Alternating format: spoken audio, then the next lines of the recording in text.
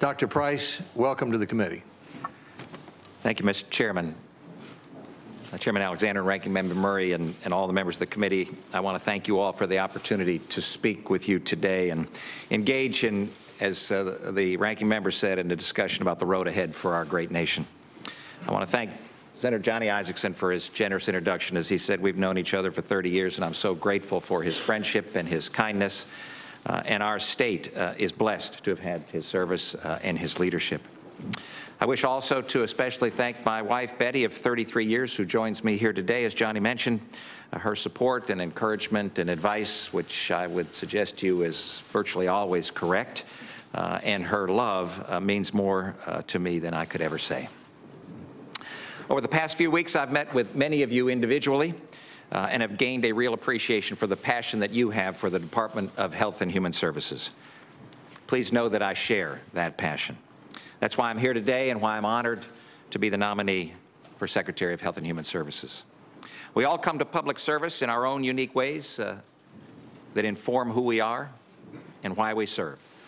My first professional calling was to care for patients.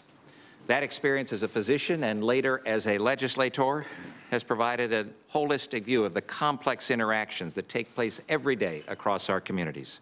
And today I hope to share with you how my experience has helped shape me and my understanding and appreciation for the work of the Department of Health and Human Services. From an early age, I had an interest in medicine.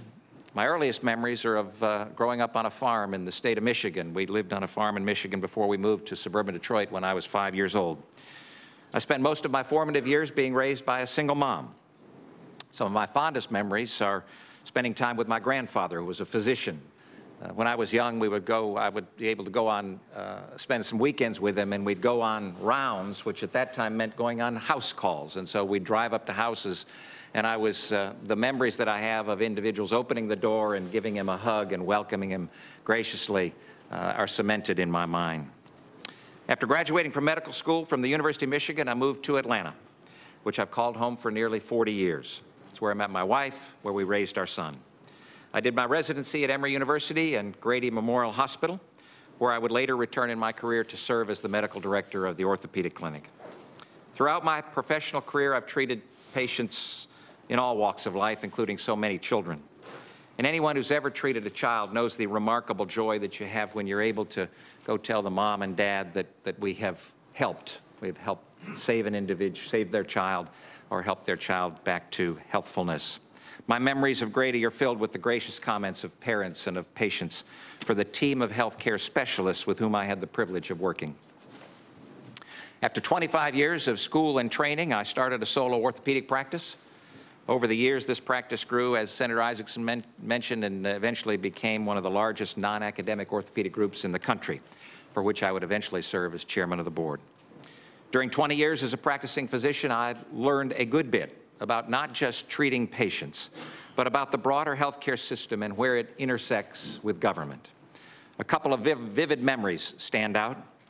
One, many of my patients were never more irritated or angry when they recognized that there was somebody else in the exam room, not physically, but figuratively, who was getting between the doctor and the patient in making decisions, whether it was the insurance company or government.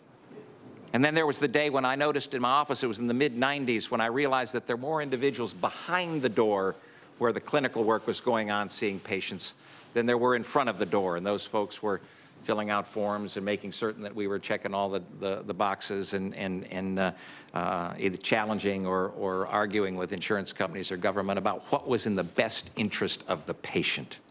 And it became clear to me that our healthcare system was losing focus on its #1 priority, and that is the patient.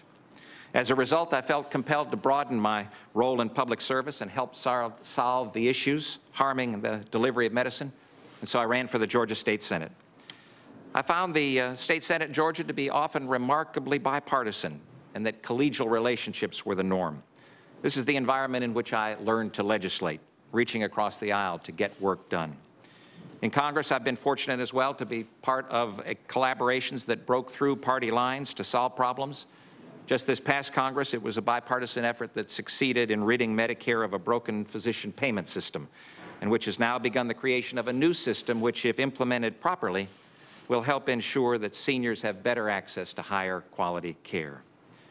So if confirmed, my obligation will be to carry to the Department of Health and Human Services both an appreciation for bipartisan team-driven policymaking and what has been a lifetime commitment to improving the health and well-being of the American people.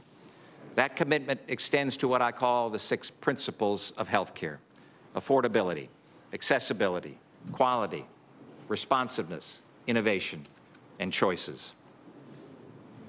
But Health and Human Services is more than health care. There are real heroes at this department doing incredible work to keep our food safe, to develop new drugs and treatment options, driven by scientists conducting truly remarkable research. There are heroes among the talented, dedicated men and women working to provide critical social services, helping families, and particularly children, have a higher quality of living and the opportunity to rise up and achieve their American dream. The role of Health and Human Services in improving lives means it must carry out its responsibilities with compassion. It also must be efficient and effective and accountable, as well as willing to work with those in communities already doing incredible work on behalf of their citizens. Across the spectrum of issues and services that this department handles, there endures a promise that has been made to the American people. We must strengthen our resolve to keep the promises our society has made to our senior citizens and to those who are most in need of care and support. That means saving and strengthening and securing Medicare for today's beneficiaries and future generations. It means ensuring that our nation's Medicaid population has access to the highest quality care. It means maintaining and expanding America's leading role in medical innovation and the treatment and eradication of disease. I share your passion for these issues, having spent my life in service to them.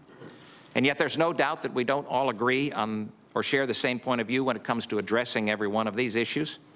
Our approaches to policies may differ, but surely, there exists a common commitment to public service and to compassion for those that we serve. We all hope that we can help improve the lives of the American people, to help heal individuals and whole communities. So with a healthy dose of humility and an appreciation for the scope of the challenges before us, with your assistance and with God's will, we can make it happen. And I look forward to working with you to do just that. Mr. Chairman, I thank you for the opportunity to be with you today. Thank you, Dr. Price.